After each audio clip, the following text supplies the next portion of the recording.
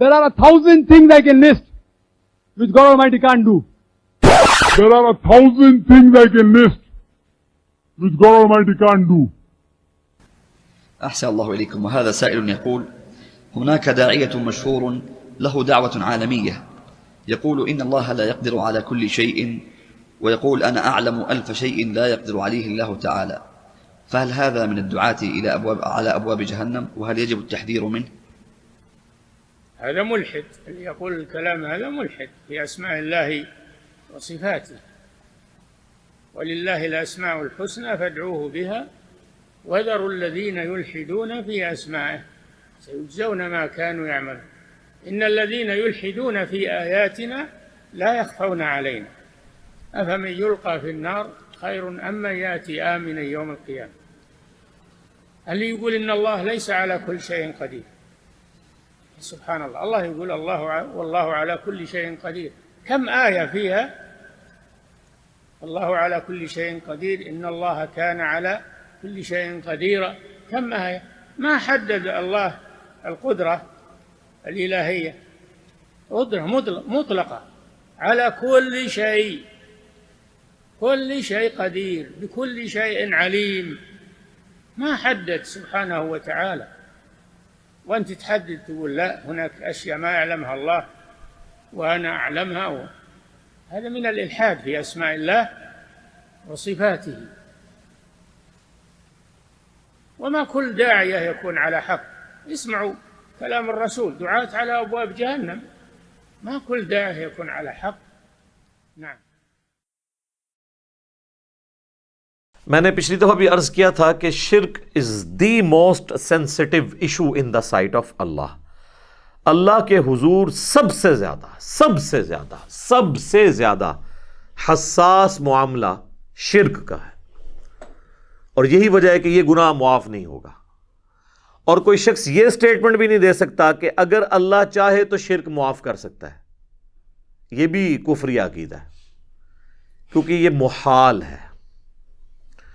اور محال اور مقدور کو یہ سمجھیں کہ محال وہ چیز ہے کہ جو اللہ تعالیٰ نے پرماننٹلی اس کو اس طریقے سے طے کر دیا ہے، اب اس میں کوئی تبدیلی نہیں آئے گی.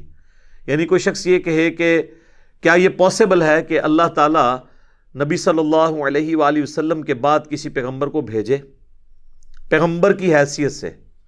ایک تو امتی والا ہمارا عقیدہ ہے نا سیدنا عیسیٰ علیہ السلام کے لیے، وہ تو فالو کریں گے اللہ کے محبوب صلی اللہ علیہ وآلہ وسلم کو.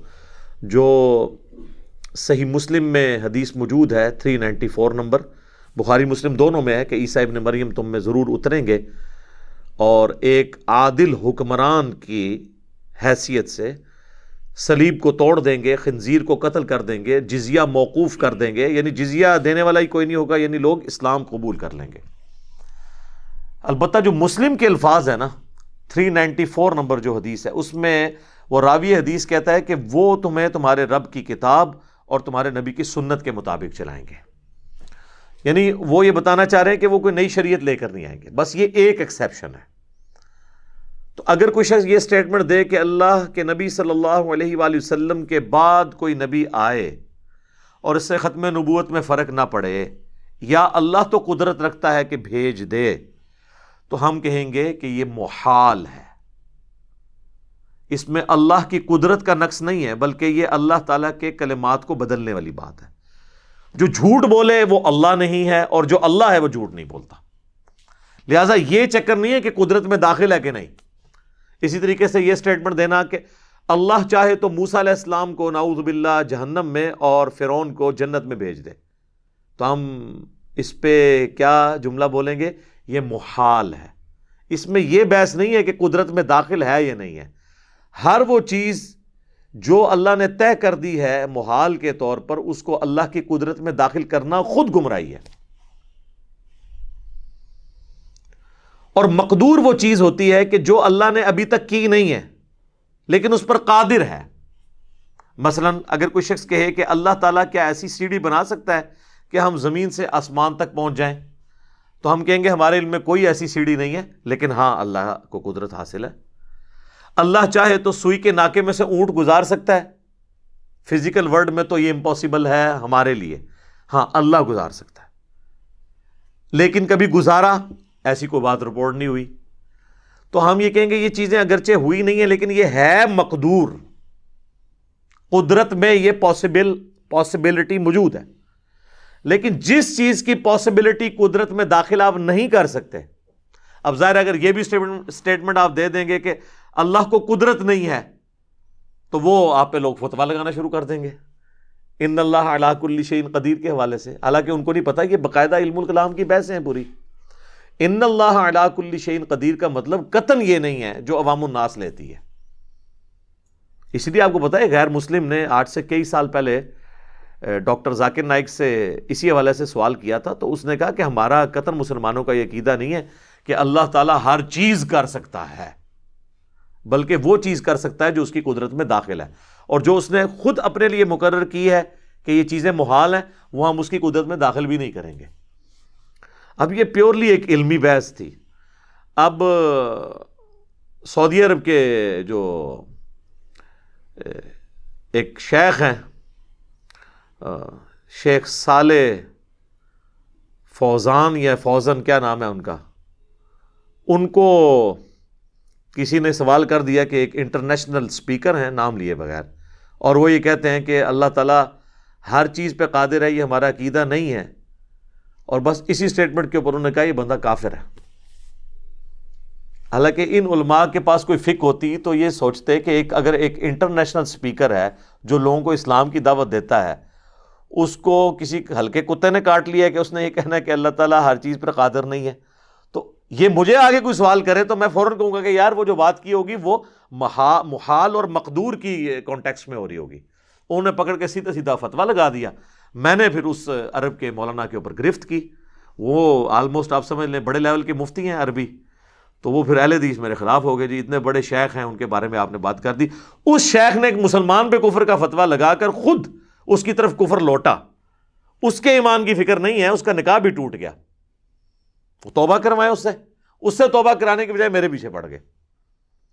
اس طریقے سے اگر آپ کسی پہ کفر کا فتویٰ لگائیں گے کیٹاگوریکلی، تو بخاری مسلم کی حدیث ہے اگر کسی نے کسی مسلمان کو کہا اے کافر اور اے فاسق، تو دونوں میں سے ایک ہو گیا۔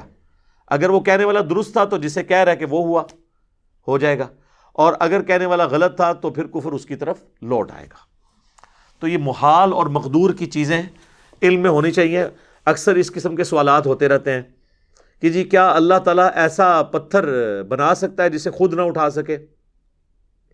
تو ہم اس کے جواب میں کیا جواب دیں؟ اگر آپ یہ کہیں گے کہ ہاں بنا سکتا ہے تو دوسری قدرت کی نفی ہوگی کہ اسے اٹھا نہیں سکتا۔ ٹھیک ہے، کتنے ٹرکی سوال ہیں۔ ایک طرف اٹھانے کی نفی ہوگی اور ایک طرف جو ہے وہ قدرت کے حوالے سے نقص آ جائے گا کہ اچھا پھر تو بنا ہی نہیں سکتا ایسا پتھر، اور اگر بنائے گا اور خود نہیں اٹھا سکتا تو دوسری قدرت کی نفی ہو جائے گی، اور اگر نہ بنا سکے تو بنانے کی قدرت کی نفی ہو جائے گی۔ تو ان سارے سوالات کے جواب میں ہم کہتے ہیں محال، یہ محال ہے، یہ مقدور چیزیں نہیں ہیں۔ تو یہ محال اور مقدور کے اعتبار سے کئی ایک چیزیں یہ اس وقت اوائل اسلام میں آ گئیں جب علم الکلام کی چیزیں جو ہیں فلاسفہ کا نالج عربی زبان میں ٹرانسلیٹ ہوا بنو عباس کے دور کے اندر، تو پھر اللہ تعالیٰ کی ذات اور صفات کے حوالے سے بھی یہ ساری بحثیں شروع ہو گئیں، اور اسی وقت پھر اسماء و صفات کے حوالے سے مسلمانوں نے کتابیں لکھنی شروع کیں۔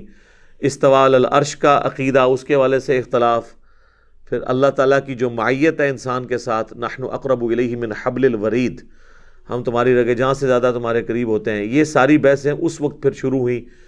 تو جو ایک ایکسٹریم پہ چلے گئے ان کو جہمیہ کہنا شروع کر دیا، دوسرے ایکسٹریم والوں کو مجسمہ کہنا شروع کر دیا، اور وہ بحثیں آج تک چل رہی ہیں۔ اہل حدیث جو ہیں وہ حنفیوں کو کہتے ہیں یہ جہمی ہیں، اور جو حنفی ہیں وہ اہل حدیثوں کو کہتے ہیں یہ مجسمہ ہیں، اللہ تعالیٰ کے لیے آزاد تجویز کرتے ہیں۔ حالانکہ یہ دونوں بالکل ایکسٹریم ہیں، دونوں اپنی اپنی جگہ بالکل درست بات کر رہے ہوتے ہیں، وہ بات کو سمجھنے میں فرق لگ جاتا ہے۔ اس لیے ان چیزوں کو موضوع بحث نہیں بنانا چاہیے، نہ یہ ایسی کوئی توحید کی چیزیں ہیں اور شرک سے متعلقہ ہیں کہ جن کو زیر بحث لایا جائے۔ بس ان کے بارے میں یہی چیزیں ہیں کہ آپ کو بنیادی طور پر محال اور مقدور کا فرق پتہ ہو، پھر آپ اس کے بعد یہ دیکھیں گے کہ اللہ تعالیٰ کے کلمات کوئی نہیں بدلیں گے، یہ تو طے ہے۔ اور اگر کوئی شخص یہ کہتا ہے کہ جی اللہ اپنے کلمات پہ بدلنے پر قادر نہیں ہے، تو اس کا مطلب ہے اس کی قدرت کا نقص ہے؟ نہیں، بلکہ اس چیز کا نقص ہے کہ وہ اللہ کی قدرت میں داخل نہیں ہے۔